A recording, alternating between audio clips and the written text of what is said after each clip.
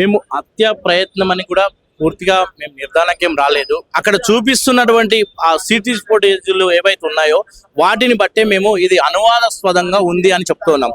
ఇది హత్య చేశారని కూడా మేము ఎక్కడ కూడా చెప్తలేం. ఆ సిసిటివి ఫుటేజ్లు ఏవైతే ఉన్నాయో ఆ వాటిని సగం చూపిస్తూ ఉన్నారు. అది పూర్తిగా ఎంక్వైరీ జరగట్లేదు. మరి నిన్నటి కాల సమయం పోలీసులు కూడా అంటున్నారు మేము పూర్తి ఎంక్వైరీ చేస్తాము, చేసిన తర్వాత దాన్ని ఏంది అనేది మేము తీసుకెళ్తామని. అప్పటిదాకా మేము అదే వారి యొక్క నిర్ణయాన్ని బట్టి మేము ఎక్కడ కూడా ధర్నాలకు కానీ ఎలాంటి వేరే శాంతియుతంగానే మేము పోతున్నాం.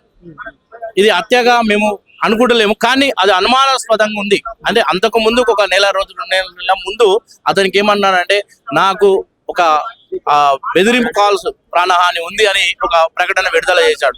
దాన్ని బట్టి కూడా మేము కొంచెము అయ్యా ఈ ప్రాణహాని ఉందా అని చెప్పి అని అన్నాడు కదా, మరి ఇది అదే విధంగా జరిగిందా అనేది ఒక కోణంలో మేము ఆలోచిస్తూ ఉన్నాం. ఇప్పుడు ఇదే విషయంలో రాజమండ్రి దగ్గర కేసు వేసినట్టుగా తెలుస్తా ఉంటుంది.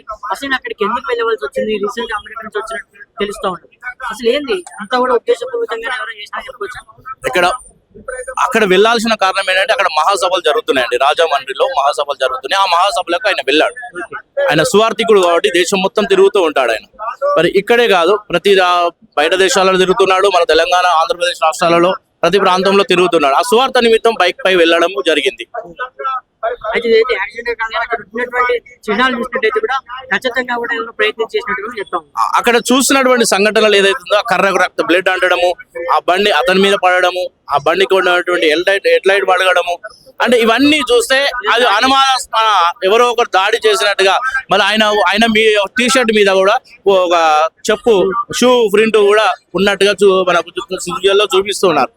అని ఏం చెప్తున్నాడు ప్రవీణ్ గారు? ఎటువంటి వ్యక్తి ఆయనకి ఇలా జరిగిందంటే వాస్తవానికి అతని మీద చాలా జరగడం ఊహించలేదు. ఎందుకంటే అంత మంచి వ్యక్తి పైన ఈ రోజు ఇలా జరగడం ఎందుకు? ఆయన మీద జరగడం అంటే క్రైస్తవులో ఉన్నటువంటి బైబుల్లో ఉన్నటువంటి సత్యాన్ని ముందు చూపిస్తూ ఉన్నాడు, వివరంగా చెప్తూ ఉన్నాడు. ఇప్పుడు రక్షణ టీవీ ఒక వేదిక చేసుకొని ప్రతి క్రైస్తవునికి, హిందువులకు, ముస్లింలకు ఆయన చెప్తున్నది ఏంటంటే ఇది బైబుల్లో ఉంది, ఇది స్పష్టంగా ఉంది, ఈ మాటకి మాట ఉంది అని చెప్పబడుతుంది. దాన్ని బట్టి అతని మీద ఒక కక్షగా పెంచుకొని ఈయన నిజాలు చెప్తూ ఉన్నాడు. మరి అబద్ధాలను ఆయన స్వీకరిస్తలేడు, నిజమే చెప్తున్నాడు అని ఆయన మీద ఒక ఆరోపణ చేస్తూ ఉన్నారు. మేము హత్య ప్రయత్నం అని కూడా పూర్తిగా మేము నిర్ధారణకేం రాలేదు. అక్కడ చూపిస్తున్నటువంటి ఆ సిటీ ఫుటేజ్లు ఏవైతే ఉన్నాయో వాటిని బట్టే మేము ఇది అనువాదాస్పదంగా ఉంది అని చెప్తున్నాం. ఇది హత్య చేశారని కూడా మేము ఎక్కడ కూడా చెప్తలేం.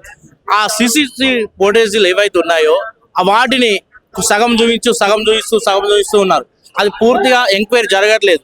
మరి నిన్నటి కాల సమయం పోలీసులు కూడా అంటున్నారు మేము పూర్తి ఎంక్వైరీ చేస్తాము, చేసిన తర్వాత దాన్ని ఏంది అనేది మేము తీసుకెళ్తామని. అప్పటిదాకా మేము అదే వారి యొక్క నిర్ణయాన్ని బట్టి మేము ఎక్కడ కూడా ధర్నాలకు కానీ ఎలాంటి వేరే శాంతియుతంగానే మేము పోతున్నాం. ఇది హత్యగా మేము అనుకుంటలేము, కానీ అది అనుమానాస్పదంగా ఉంది. అంటే అంతకు ముందు ఒక నెల ముందు అతనికి ఏమన్నాడంటే నాకు ఒక బెదిరింపు కాల్స్ ప్రాణహాని ఉంది అని ఒక ప్రకటన విడుదల చేశాడు.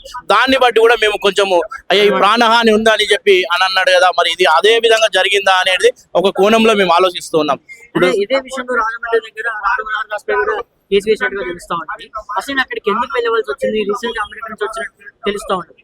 అసలు ఏంది అంతా కూడా ఉద్దేశపూర్వకంగా ఎవరైనా చేసినా చెప్పుకోవచ్చు.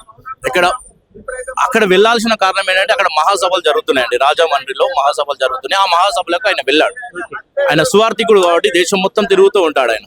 మరి ఇక్కడే కాదు, ప్రతి బయట దేశాలలో తిరుగుతున్నాడు. మన తెలంగాణ, ఆంధ్రప్రదేశ్ రాష్ట్రాలలో ప్రతి ప్రాంతంలో తిరుగుతున్నాడు. ఆ సువార్త నిమిత్తం బైక్ పై వెళ్ళడం జరిగింది. అయితే యాక్సిడెంట్ కాదు, అక్కడ ఉన్నటువంటి చిహ్నాలు చూసినట్టయితే కూడా ఖచ్చితంగా కూడా ప్రయత్నం చేసినట్టుగా చెప్తాం. అక్కడ చూసినటువంటి సంఘటనలు ఏదైతుందో కర్రకు రక్త బ్లడ్ అంటడము, ఆ బండి అతని మీద పడడము, ఆ బండికి ఉన్నటువంటి హెడ్ లైట్ పడగడము, అంటే ఇవన్నీ చూస్తే అది అనుమానాస్పద ఎవరో ఒకరు దాడి చేసినట్టుగా. మళ్ళీ ఆయన మీ టీ షర్ట్ మీద కూడా ఒక చెప్పు షూ ప్రింట్ కూడా ఉన్నట్టుగా మన చూపిస్తున్నారు. అని ఏం చెప్తున్నాడు ప్రవీణ్ గారు? ఎటువంటి వ్యక్తి ఆయనకి ఇలా జరిగిందంటే వాస్తవానికి అతని మీద చాలా జరగడం ఊహించలేదు. ఎందుకంటే అంత మంచి వ్యక్తి పైన ఈ రోజు ఇలా జరగడం ఎందుకు? ఆయన మీద జరగడం అంటే క్రైస్తవులో ఉన్నటువంటి బైబుల్లో ఉన్నటువంటి సత్యాన్ని ముందు చూపిస్తూ ఉన్నాడు, వివరంగా చెప్తూ ఉన్నాడు. ఇప్పుడు రక్షణ టీవీ ఒక వేదిక చేసుకొని ప్రతి క్రైస్తవునికి, హిందువులకు, ముస్లింలకు ఆయన చెప్తున్నది ఏంటంటే ఇది బైబుల్లో ఉంది, ఇది స్పష్టంగా ఉంది, ఈ మాటకి మాట ఉంది అని చెప్పబడుతుంది. దాన్ని బట్టి అతని మీద ఒక కక్షగా పెంచుకొని ఈయన నిజాలు చెప్తూ ఉన్నాడు, మరి అబద్ధాలను ఆయన స్వీకరిస్తలేడుగా నిజమే చెప్తున్నాడని ఆయన మీద ఒక ఆరోపణ చేస్తూ ఉన్నారు.